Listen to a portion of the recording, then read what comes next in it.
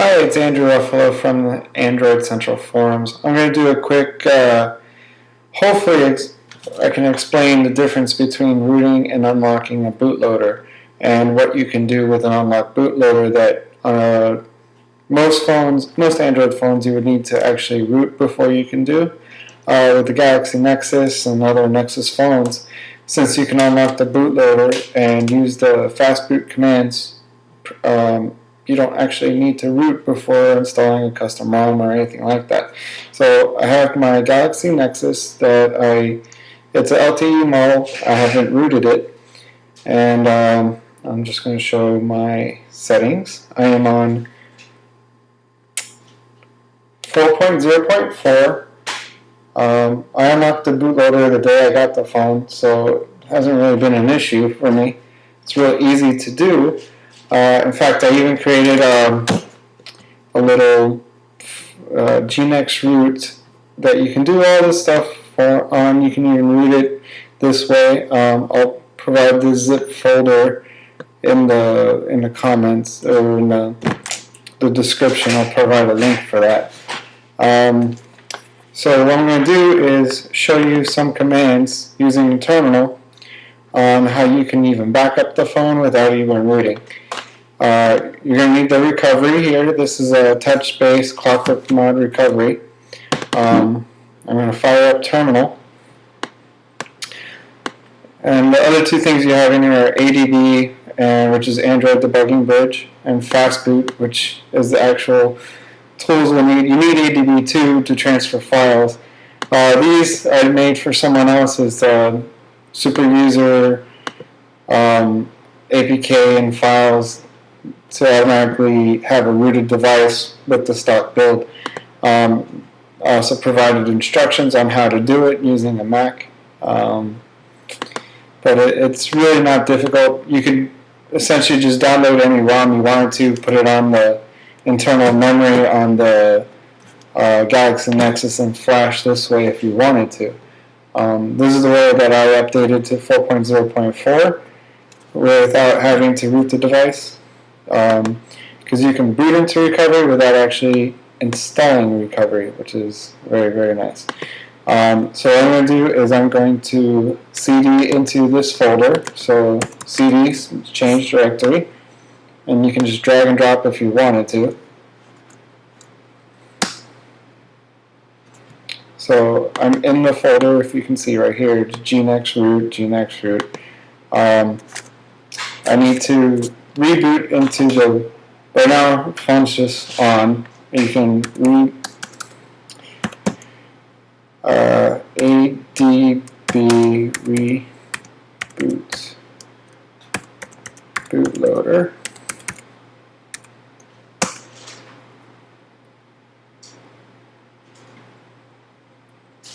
Now my phone shuts off and then boots to the bootloader.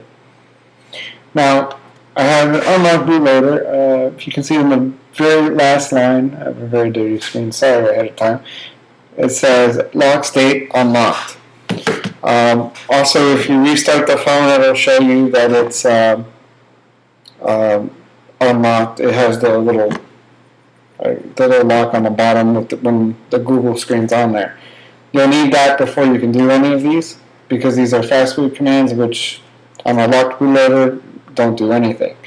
So since I'm in the same folder, I can use the fastboot command. So /fastboot, and I'm going to boot, and I'm going to boot into recovery.img. So that's the unlocked bootloader that I was talking about.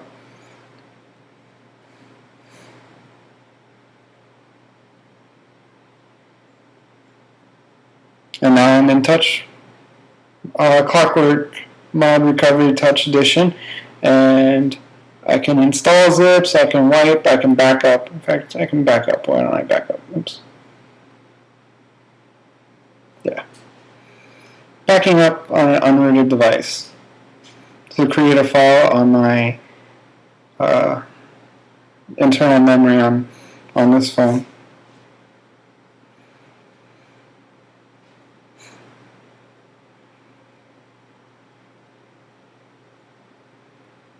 This is actually going to probably take a while. Anyways, so once that's done, I'm going to show you how you could just flash a custom ROM by using the same method. So once this is done backing up, I'm going to do that. Okay, my backup is now complete, and I'm back at the home screen from Clockwork Mod. Now, if I wanted to install a ROM, I would first already need to have it on the device. You're going to have to wipe, so be careful where you put it. I'm not entirely sure what files Clockwork Mod will wipe and what won't. So I would do some research on that before you install a custom ROM this way, but I'm pretty sure that it's safe to just store it on the SD card. Don't hold me to it. So since I don't have a rooted device and I'm not using a custom ROM, I haven't done it on my Nexus. Done it plenty on my Thunderbolt though, which is actually currently running a custom ROM. This one, if I wanted to install, after I wipe and everything, you can just install zip from SD card, choose zip, and then you can actually just find your ROM that you've downloaded onto your device and flash it that way without root.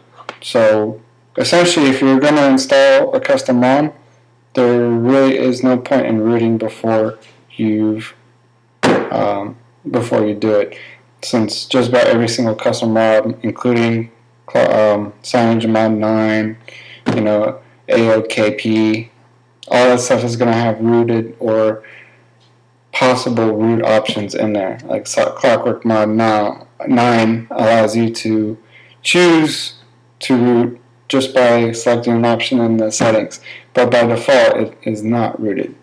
So now, just to show you that this is actually just booted into the RAM and it's not actually installed on the device, now I'm going to go into into stock recovery. So it's going to reboot now,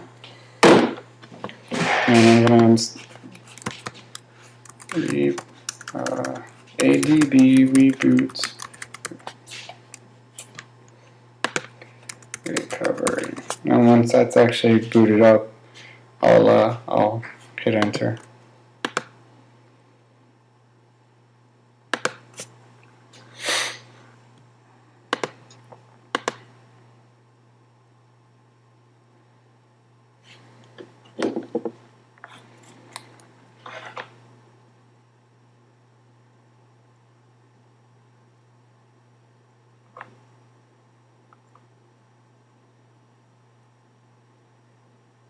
Okay, so it's rebooted. So now I'm going to go into the recovery.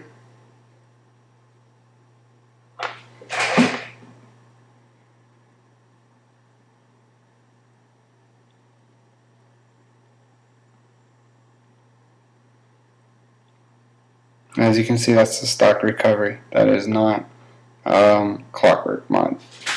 Alright, so you don't need a rooted device. Now, root will allow you to get some added benefit with some apps, and I definitely recommend it if you're going to use that. Let's say you want to go ROM to ROM a lot. Definitely recommend rooting so that you can use things like Titanium Backup to restore your apps. Or ad-free Android if you want to go that route to block ads and apps.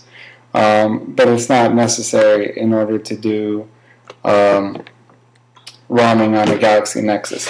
Now, on the Thunderbolt, it was. And that was, you needed root access so that you can roll back the bootloader so that you could flash a custom H-boot that was unlocked, so that you can unlock the bootloader. That was the only reason why you required root on a device like this.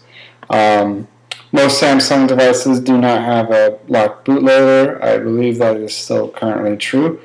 But even then, I don't think these Fastboot commands will work on them like they do on the Galaxy Nexus. And as far as Motorola, they do something completely crazy with their security, and I've never owned one, but I believe that it is like, I don't think anybody has unlocked bootloaders in the United States. Overseas, I believe they've started unlocking their bootloaders. But yep, that's how you do it on a Galaxy Nexus. All right, have a good day.